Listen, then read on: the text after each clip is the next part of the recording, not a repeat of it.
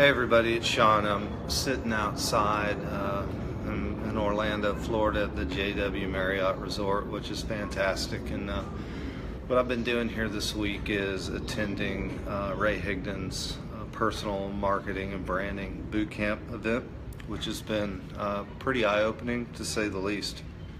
And I'm getting a little bit out of my comfort zone here doing the Facebook Live posting. So it's my first one, as you can see on the caption. And there's a little bit of noise here in the background, so bear with me here. I'm kind of outside a pool area. It's very pretty. Wish I was down there. But anyway, part of the recommendation in the training here was to talk a little bit about some of my personal journey here and what in the world that I'm doing posting live. And so some of that is very recently went through a career change, and so that's part of the purpose for the post here is, as I said, it's going to be the first posting that I'm doing of many, with the idea being that I'm using this as a vehicle for communication, for information, and any whatever I can do to be a resource to help folks within my network. So with that, part of the exercise, I think, was to tell the folks in your network, friends, family, people that you care about, why you're doing what you're doing in terms of what my journey is. Talk about what next steps are, what the expectations are, as I said. So I'm gonna try to do all that and not completely bore the crap out of you, but if and when you see future postings, then you'll understand what in the world I'm doing and why I'm posting this stuff. What I'm gonna try not to do is completely have everybody run screaming from Sean Parker as he puts stuff out here. So hopefully it'll add some value, and you guys will be able to relate to some of the stuff that I'm putting out there, and derive some value from it. I guess the first thing is why in the world, Sean, are you doing network marketing? And to answer that question, I think I have to kind of back up and start from the beginning, right? So I grew up in a home, had two fantastic parents and three equally fantastic siblings. Great deal of love in our household, cared about one another. And, I think the values that were instilled in us, one was faith, right? We were raised up in a Catholic household, God-fearing, all that good stuff. Went to church every Sunday. I think the next thing was hard work ethic, right? And what we heard around the household throughout our whole lives was, we want you to A, grow up and do something that makes you happy, and two, just as long as it's something that you're doing, that whatever it is that you choose, as long as it's making you happy, but you're also living up to your potential.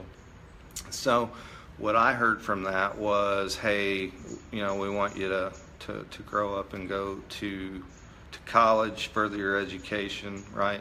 But that's not really what they said. And that's somewhere I got that stuck in my brain that's what I needed to do. And I think on some level I thought that, the kids that I was running around with, that's what they all wanted to do, and that somehow was what was expected of me.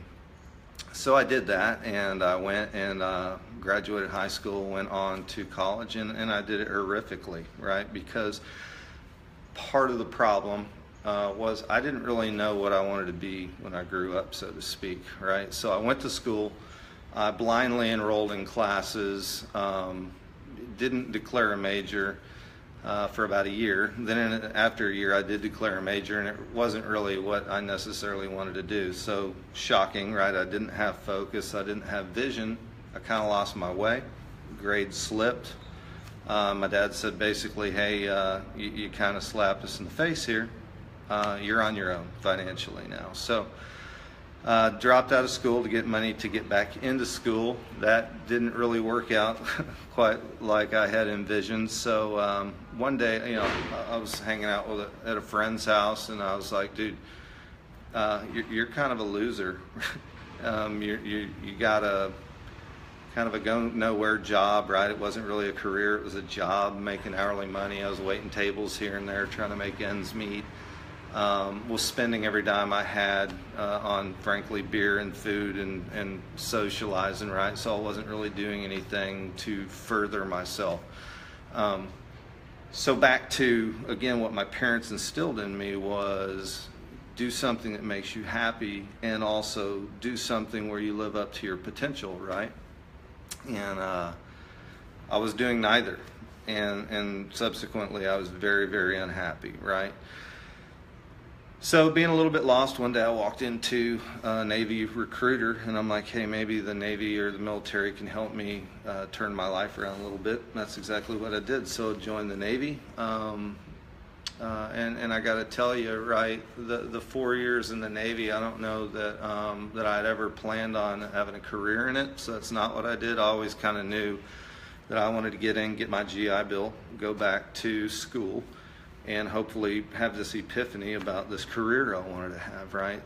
So, did the 4 years, got my GI Bill, grew up a hell of a lot. You scrub a few toilets and clean up after some people, and it sure puts life into perspective in terms of, whether you're going to be motivated by somebody on your own behalf, or whether you start going, hey, I'm going to motivate myself and kind of call my own shots in life, and that's probably going to bring me a bit more happiness, right? So that was a lot of learning and growing up that I did in that 4-year time span.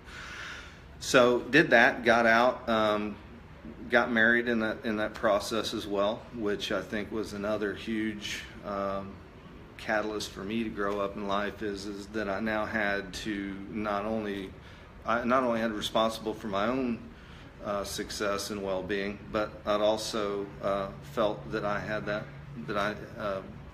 same responsibility for another person now. And then we had 2 fantastic daughters, which one's now 17 and one's 14, and that takes it to a whole other level in terms of responsibility for somebody else other than myself, right? So just to kind of put things into perspective, and I see Matt Everett joined. Hey, Matt, how are you?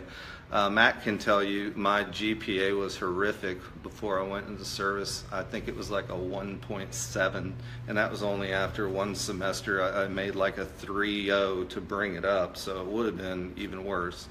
I think first year was like a 0.08 and like maybe a 0.3. It was awful, is the moral of the story. After the military went back, brought it up to like a 3.34. So kind of just a snapshot of what the difference in focus was. So again, though, problem was I still really didn't know what I wanted to be when I grew up. I thought what I wanted to do was teach and coach football. And while I was in the military and I was talking about going into school, I was, going back to school, still don't really know what I want to be. And one of my friends was like, pick something that you love doing and you'll never work a day in your life, right? And I thought, well, okay, I'm pretty good at English, so I'll major in that. And I love football, I'm passionate about that. I'd love to impact lives and coach football. What they didn't tell me was that they were making offers of like $25,000 a year coming out of school, and that you were then on a schedule. You weren't getting paid based on your qualification or your contribution. You're getting paid on a schedule. And that didn't really resonate well with me, because I'm like, look, I've already lost the extra 4 years in the military, so I'm now behind schedule, and I'm on the schedule that dictates, how much money I can make, regardless of how I performed. So I pretty quickly decided that wasn't what I wanted to do either, right? So now here I am, about 8 years later. I still don't know what the heck I want to do. Still don't really have a plan. And now I've got all this time and effort invested in a formal education. So I started asking myself, well, what can I do with an English degree? out in the real world. And so what I landed on was human resources, and I kind of took the angle of education was part of my degree and training and development is part of human resources. So that's what I did.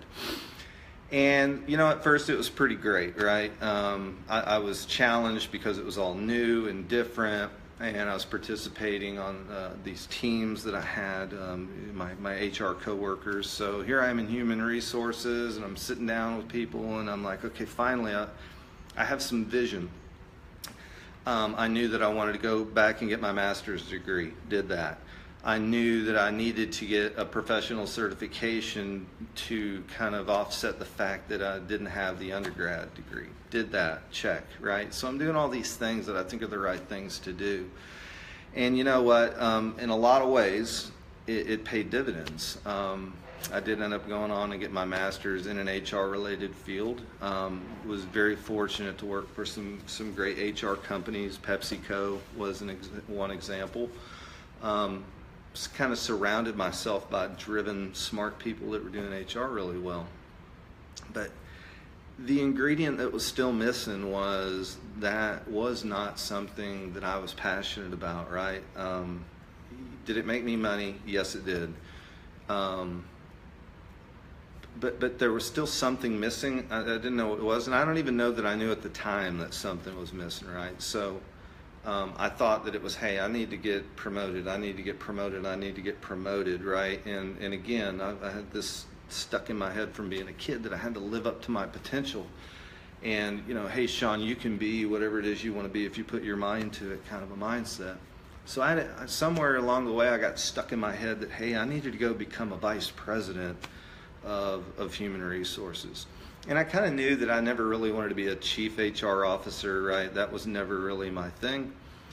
However, the VP thing kind of made me feel like, hey, if I achieve that, then I will have arrived, right? That would be happiness for me. But the thing about it is, hey, you guys cutting through? Sorry, you're not interrupting. I'm just Facebooking live. So the thing about it is, though, is that once I hit that threshold, which I did, right, that's when it started to dawn on me as, hey, this didn't really pay dividends like I thought it would. There's still something missing. So I've got this fancy title, I've got the pay that went with it, still didn't really have the happiness, right? So the economy started to falter a little bit, and what I figured out pretty quickly is in the corporate world, you move up a little bit, and that doesn't mean that you don't have problems. It just means that you have different problems, right? So when they start doing cuts and things like that, they start to cut a little bit higher up to cut cost more quickly and to cut more deeply, right? So my first shiny brand new VP job went away, and so then I found myself going, okay, well, I've got this new home, I've got this new truck, I've got all this stuff where I was trying to live the life, right? And finally, kind of found myself in a desperate situation. And thanks, Matt Graham, I appreciate your comment, bud. Kind of was in a desperate situation where, man, I've bitten off all these bills based on this lifestyle, on what this perceived happiness that I thought was, and month one went by, month two went by, month three went by, right, and I finally get to about month 6, and I have an opportunity present itself, and I got to tell you, I think deep down I knew it wasn't the right opportunity, but it's amazing how many frogs you'll kiss, so to speak, when you become a little bit desperate, right? So I broke the cardinal rule that I, as an HR guy, knew better than anybody, and that I'd coached multiple other people, is don't jump at the first thing, right? Jump at the right thing. And so here I was, and this is going through my head, and what did I do, right? I'm 6 months out, and I'm like, you know what, I'll take the job. Well, let me tell you a little bit about that. So why that wasn't so fantastic was, while the job paid what I thought I needed it to pay, and while it was also another shiny vice president role, again, that still deep down wasn't what made me happy, but now I'd put myself in a position where I'd compounded the problem in terms of happiness, because this job was about 2 hours away from my home, right? So I've got my family living 2 hours away. I bought a trailer and was living in an RV park remotely, working during the week and then commuting home on the weekends to spend with my family. So it didn't take very long to kind of figure out that that was not the greatest situation to be in, right? So circumstances being what they were, that door closed, and then I found myself again right back in a situation where I'm like, what in the world am I going to do? I still don't really know what I want to be when I grow up. I've kind of, now it's worse, right? Because all of my professional life I've been telling myself, well, if you just get to this VP role. But that's pretty eye-opening when you realize that this goal, once you've attained it, wasn't what you really wanted all along anyway. It's a pretty scary and empty feeling. So I said, you know what, maybe this is the catalyst that I need to put myself out there a little bit and to become an entrepreneur. So I started up a headhunting firm. All right, and guys, I've said all of this, and thank you for being patient through that, but I've said all this to tell you that what happened next, I really do think that God kind of puts people in situations in your life for very specific reasons, right? So that's just what my spirituality tells me, is that He's got a plan for all of us. And so David Warden just joined. Perfect timing, David. David, really good friends, he and Heather, his wife. We met the Wardens with our daughters, did gymnastics together. And we subsequently, they invited us to start going to church with them, which we've been doing, loving it. But David came to me and offered me an opportunity to get into this network marketing scene. And I got to tell you, at first, I was very, very skeptical of it, right? Because, again, I've got this mentality that had been drilled into my head of go to school, get degree, get job, work up the corporate chain, right? And, network marketing kind of flies in the face of all that. Well, the more I reflected on it and the more research that I did, it started sounding better and better, right? And I won't say that it didn't hurt, that I'm looking at David and I'm looking at others in David's network that I'd seen with my own two eyes that had been very successful in the industry. And the more conversations that I had with these people started to validate it even further, right? And what I realized was that my paradigm needed to shift a little bit. I was thinking more traditional companies. Again, I worked at PepsiCo, right? So PepsiCo has a budget where they go out and they buy all kinds of POS and POP, and they hire fancy marketing firms, and they buy ads in the Super Bowl time frame, and that's kind of how they spend that money. And what began to help me be less skeptical was when I started going, network marketing, instead of spending their money that way, they're almost kind of being smarter about it. Is they're finding a bunch of smart, capable, driven people that really fit that model, that are passionate about the product. And who better to sell your product than people that are passionate about the product and believe in the product and have used it, right? So then I started connecting the dots that all that money that like a PepsiCo might be spending on that sales and marketing, really the network marketing companies are taking that same money and investing it back into their people and putting it into our pockets. Because I couldn't conceptualize and get it through my head was, man, how does Tulsa, Monavie was the company that seemed to really explode in the Tulsa area. It's like, how are these Monavie people making millions of dollars? How are they making $35,000 a month? I don't even get it. I've got my damn master's degree, right? And I'm not even sniffing that, right? So then the math started to sink in, and I started to understand. So that being said, fast forward, right, is I'm kind of taking the same mentality I took into my career.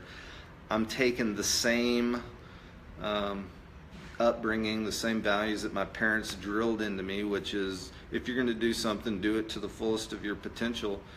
And that's why I'm here this weekend. And this Ray Higdon boot camp is I'm surrounded here this weekend by people that are top earners, very talented, bright, driven, approachable, and really what I'm finding is gracious people. So I've been learning a ton, right? So when they said, hey, Sean, what we want you to do is to start to connect with the people in your network, and a big way to do that is to be able to do Facebook Live. Boom, here I am, right? So the first one, put myself out here. It's a little weird, it's a little awkward, I'm not going to lie. I know I sound a bit like the Clear Eyes guy. Clear Eyes gets the red out. But you know what, hopefully they'll improve and I can get a little bit more dynamic while I'm doing these. But what I do hope to do now is think about the rest of my journey is, well, what's next, right? And so the first is the happiness thing, right? I learned that lesson multiple times of, hey, you did this, were you happy? No. Hey, you did this, were you happy? No, right? So now I'm kind of asking myself, well, hey, Sean, if you do this, will you in fact be happy if you're successful at it? And I've had time this week to really reflect on that, right? And so one of the guest speakers was a lady named Kim Garst. Frankly, one of the most engaging and pragmatic public speakers that I've ever seen. She shared a slide that really hit home with me today, and I was like, okay, I need to be doing this live meeting, right? I don't know what in the world I'm going to talk about. I'm very nervous. I'm out of my comfort zone.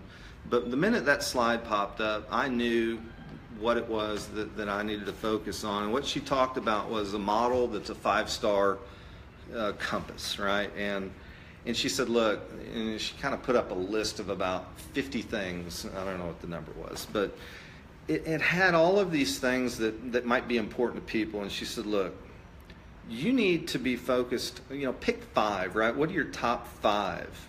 And then anything and everything that you do, be it with your career, be it with your life, whatever it is that you're doing, if you can tie it back to those 5 things, then might you find your happiness that you're looking for.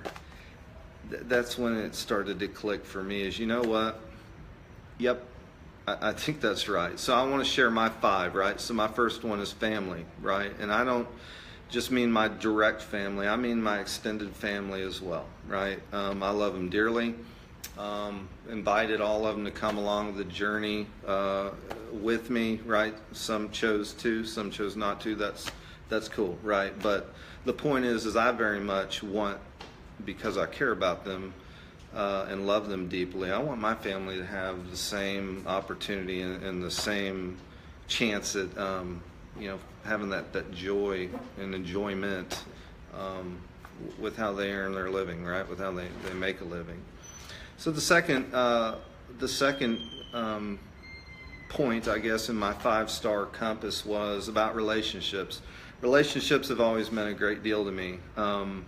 I tend to be a bit of a social creature. I do enjoy being around people. I care about people, and I feel blessed that I've got a lot of very close friends that feel more like family, right? I've got my buddies that I met in the Navy. I've still got some relationships from college, and I've got some from folks that I've met professionally, as well as through church, right? Through my kids. So those relationships are very important to me, and I want to make sure that I'm thoughtful and mindful of how I give back to and pay back those people in my life that have meant so much and given so much to me, be it with their time, be it with them lending an ear and letting me put myself out there a little bit. Whatever it is, right, I want to make sure that I'm putting back into that bucket.